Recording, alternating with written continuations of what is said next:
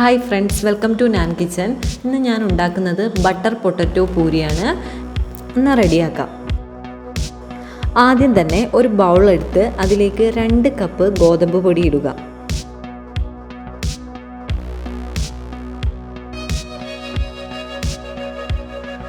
ഒരു പാത്രത്തിൽ 1.5 കപ്പ് വെള്ളം എടുക്കുക.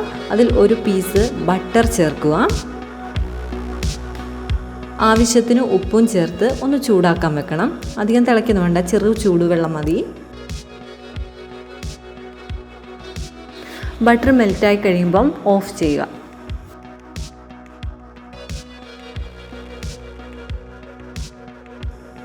ഇനി നേരത്തെ എടുത്തു വെച്ച ഗോതമ്പ് പൊടിയിലേക്ക് 1/4 സ്പൂൺ ഗരം മസാലയും കുറച്ച് മല്ലിയിലയും ചേർത്ത് കൊടുക്കുക.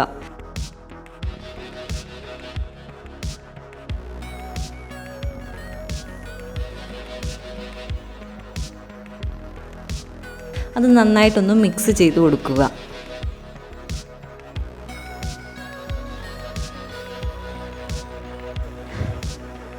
ഇനി ഇതിലേക്ക് ഞാൻ നേരത്തെ പുഴുങ്ങി വെച്ചിട്ടുള്ള 2 ഉരുളക്കിഴങ്ങ് നന്നായി പൊടിച്ച് അതിലേക്ക് ചേർത്ത് കൊടുക്കുക.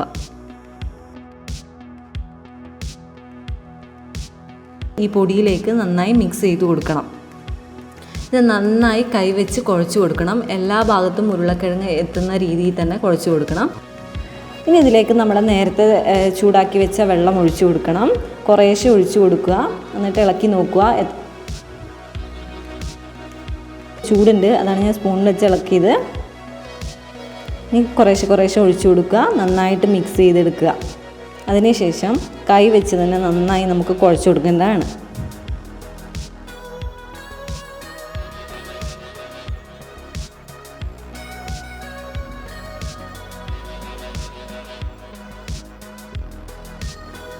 ഇനി ഇത് ഞാൻ നന്നായി കുഴയ്ക്കാൻ പോവുകയാണ്. കൈവച്ച് തന്നെ നന്നായിട്ട് കുഴയ്ക്കണം, എന്നാലേ മാവ് സോഫ്റ്റ് ആവുള്ളൂ.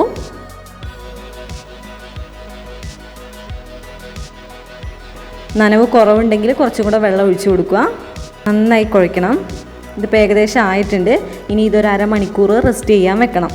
റെസ്റ്റ് ചെയ്താൽ മാത്രമേ മാവ് നല്ല സോഫ്റ്റായി കിട്ടുള്ളൂ. ഇപ്പോൾ ഏകദേശം അരമണിക്കൂർ കഴിഞ്ഞിട്ടുണ്ട്. ഞാൻ മാവ് നോക്കുകയാണ്. ഇത് നന്നായിട്ട് സോഫ്റ്റ് ആയിട്ടുണ്ട്. ഒന്നുകൂടെ നന്നായിട്ട് കുഴച്ച് കൊടുക്കുക.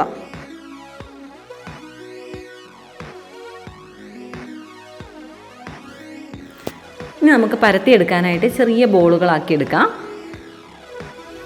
ഞാൻ ഒരു ചെറിയൊരു ബോളെടുത്ത് ഇനി അതിൽ കുറച്ച് ഗോതമ്പ് പൊടി ഇട്ട് കൊടുക്കണം. കുറച്ച് പൊടി അതിൻ്റെ ടോപ്പിലും ബോട്ടത്തിലും ഇട്ട് കൊടുക്കുക.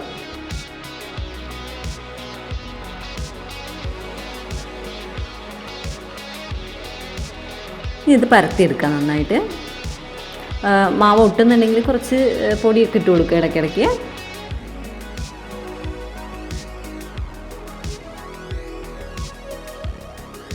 ഞാൻ അത്യാവശ്യം ഒരു കട്ടിയിലാണ് പരത്തിയേക്കുന്നത്. നൈസായി പരത്തേണ്ടവർക്ക് നൈസായിട്ട് എടുക്കാം.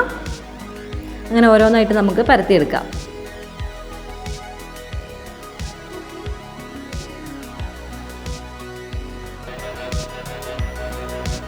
അപ്പം ഞാൻ എല്ലാം പരത്തി കഴിഞ്ഞു. ഇനി ഒരു ചീനിച്ചട്ടി വെക്കുക.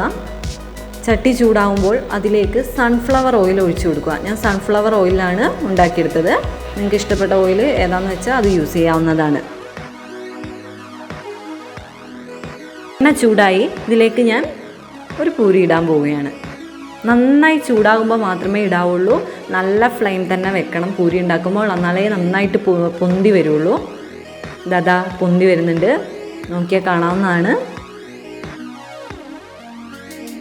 നന്നായി പൊന്തി വന്നിട്ടുണ്ട്. ഇനി ഒരു ഭാഗമായി കഴിഞ്ഞതിന് ശേഷം നമുക്ക് മറിച്ചിട്ട് കൊടുക്കാം. ഇത് ഏകദേശം ആയിട്ടുണ്ട്. ഇനി ഇത് ഞാൻ വാങ്ങാൻ പോവുകയാണ്. അങ്ങനെ ഓരോന്നായിട്ട് ഉണ്ടാക്കിയെടുക്കാം.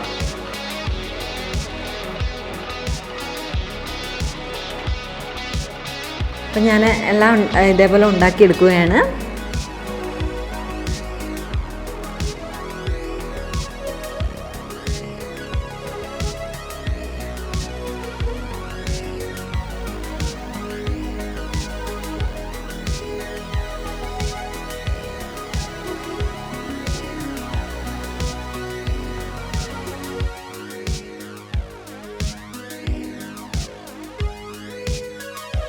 എനിക്ക് നോർമൽ പൂരിനേക്കാളും ഇഷ്ടം ഈ ഐറ്റമാണ്. നിങ്ങൾ എന്തായാലും ഇത് ഒന്ന് ട്രൈ ചെയ്ത് നോക്കണം. വീഡിയോ ഇഷ്ടപ്പെട്ടെങ്കിൽ ലൈക്ക് ചെയ്യുക, ഷെയർ ചെയ്യുക, സബ്സ്ക്രൈബ് ചെയ്യുക.